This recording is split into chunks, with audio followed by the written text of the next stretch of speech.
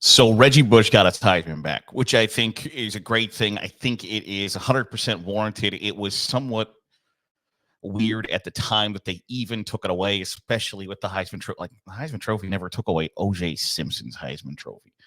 All right, even after the armed robbery thing, they didn't take away his Heisman Trophy. The idea that somebody could be in federal prison and casting a ballot for like Jameis Winston is weird to me. But nonetheless, Reggie Bush got his Heisman back, and I think that's objectively, well, I guess probably subjectively, it's a good thing. I think it's a bad decision to take it away from him in the first place and give it back. I am one of the I'm the type of guy I hate the idea of, well, that's a slippery slope. First of all, slippery slopes are fun. Like skiing. You were just throwing a trash bag and some Dawn dish soap down a hill on like a hot summer day and go sliding down it. Slippery slopes are fun. They're supposed to be fun. The idea that that's a phrase is stupid to me.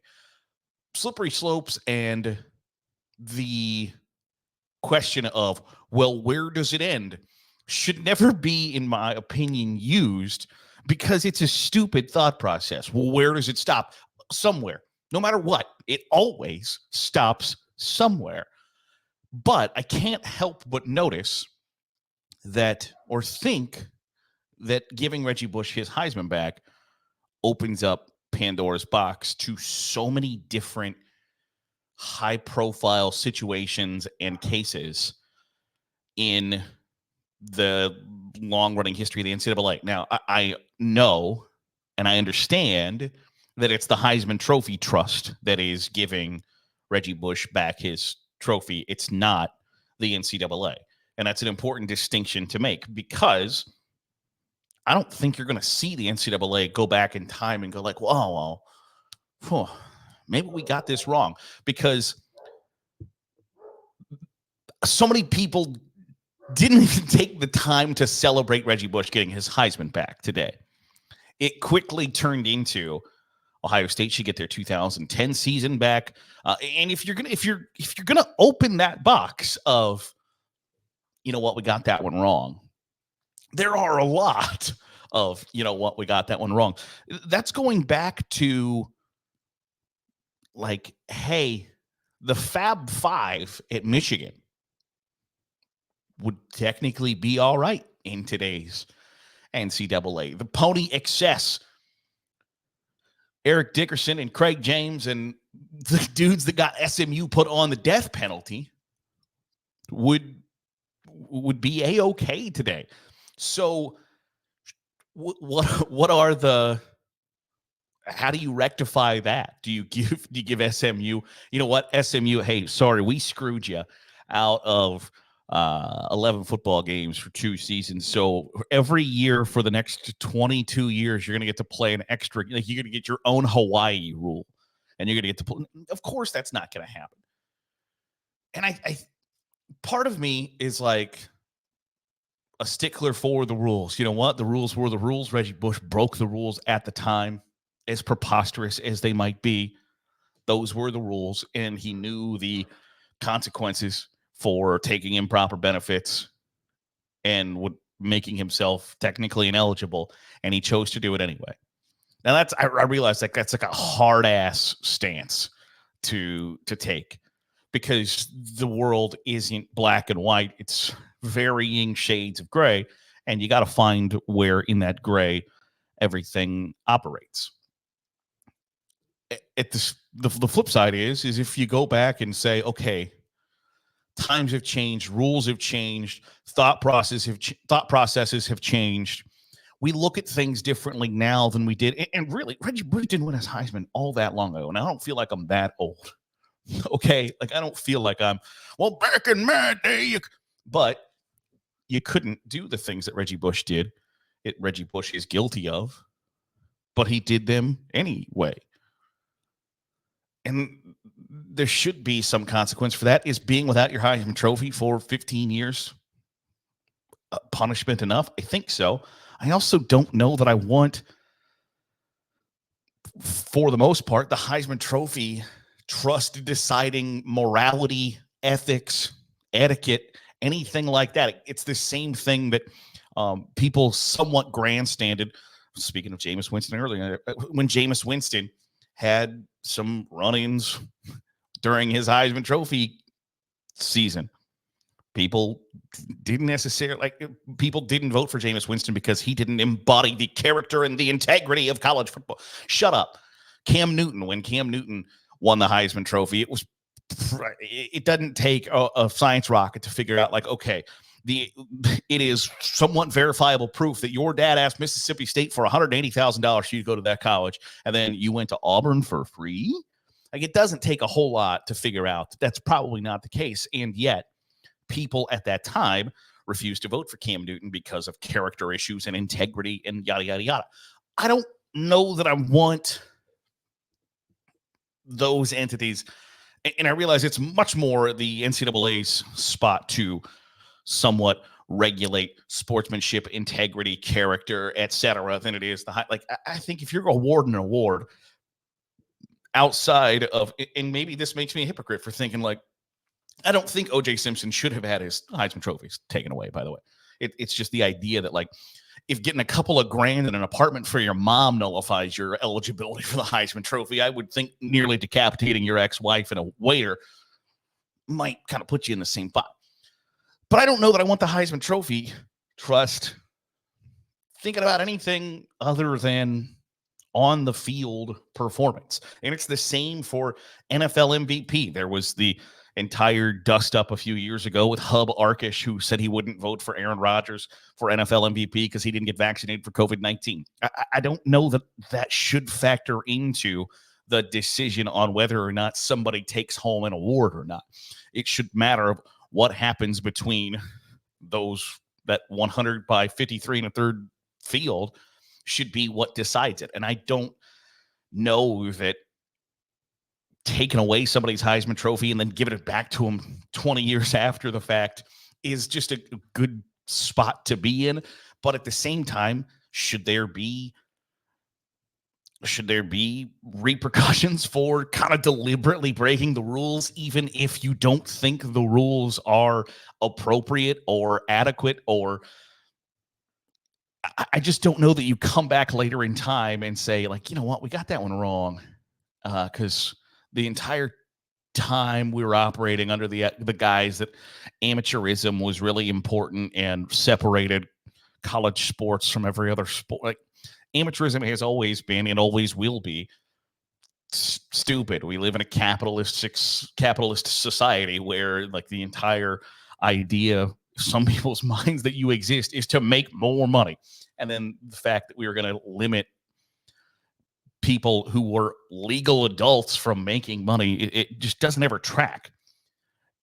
And the fact that it took 20 years after the fact to come to that realization and be like, oh, wait, you know what? And I think, one, the Heisman Trophy should be commended for the decision to give Reggie Bush back his Heisman Trophy. Because I imagine in the kind of probably snooty, stuck-up society that makes up the Heisman Trophy Trust, it probably wasn't a really super popular decision from the get-go. Of, like, the first person who said, like, hey, we should give Reggie Bush his Heisman Trophy back probably wasn't viewed real favorably. But after a bit of time, it's gotten to that point where the majority, I think I would say the overwhelming majority of not just people, but college football fans would tell you Reggie Bush deserves to have his Heisman back. So I commend them for coming to that decision, because we live in a day and age where once somebody makes a decision, damn it, that is the only decision that could possibly have ever been made. And I will double down and triple down until the day I die, because that's the decision I made.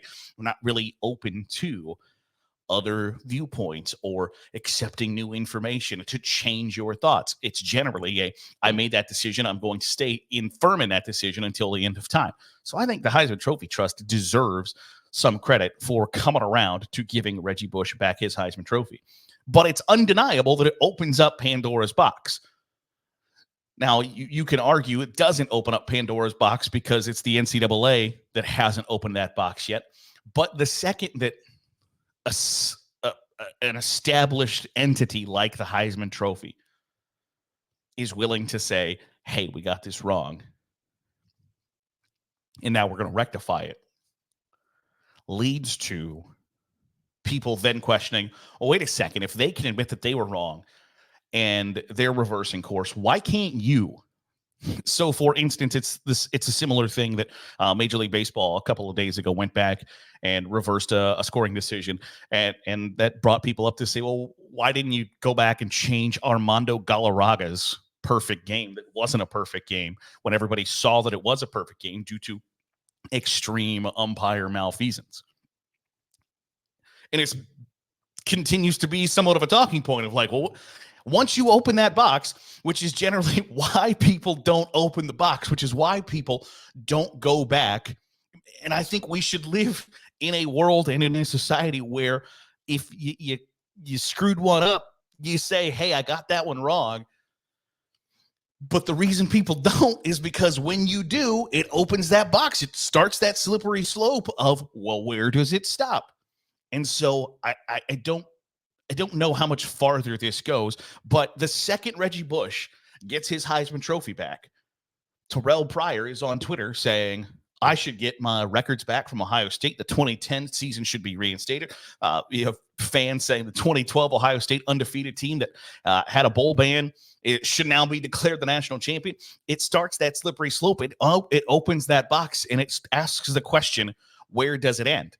And I don't like to be in a spot where it's a slippery slope, Pandora's box, where does it end? Because I don't think asking the question should be like the definitive. I don't think that asking the question should be where things end, right? Like we should want to get to an answer. When you ask a question, I have no respect for people. Oh, I'm just asking the question. No, you're not. You're being a douchebag because the question shouldn't be the end result. The question shouldn't be the destination. The answer and the truth or whatever should be the end result. So what is the end result? What is the answer? I don't have that answer. And that leads to, and it's not, I'm not egotistical enough to be like, well, because I don't have the answer, therefore, I think Reggie Bush should never have had his Heisman Trophy taken away. He should have gotten it back the second it was ripped away from him. But when an entity like the Heisman Trophy says, we're going to rewrite our wrong, it leads to other questions. But I don't think you're ever going to see the NCAA admit that they were wrong or admit like, hey, we screwed this one up, because it leads to so many more questions, because it leads to, where does it stop? Where does the NCAA say, you know what? We told SMU like 5 or 6 times, stop it, and they didn't. So they had it coming.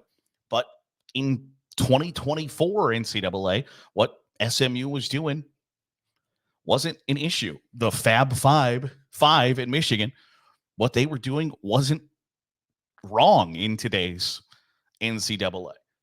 But I don't think you're ever going to see them open up that box, because where does it end? I don't know the answer to that question. And I don't know that they do either. And I think if you're going to go back and try to rewrite every wrong that you've ever had, it's just kind of a fool's errand. And I don't know where you go from here. But I appreciate Reggie Bush getting his Heisman Trophy back, because I think that's the right thing to do. And I appreciate, especially today's day and age, when somebody can say, I got that one wrong, big guy, and I'm sorry about that. So here you go. Here's your vote back. Here's your trophy back. Here's your recognition that we kind of kept from you for a long time. And it creates this scenario where everybody knows that you won the Heisman Trophy. Like, we watched you be one of the most electrifying college football players of all time. But at the same time, does it absolve him from breaking the rules? A little bit. So it's not a black and white. It's a gray, like most everything else is. That'll do it for today's episode of the Daily Huddle. Appreciate you making us a part of your day, however it is, wherever it is you're doing so. If you are watching on YouTube, hit the subscribe button. Make sure you get all the great college football content that's coming out of Saturday Glory. If you are listening on the podcast feed, drop a 5-star review. It goes a long way in helping out the channel. I'll see you tomorrow for another episode of the Daily Huddle here on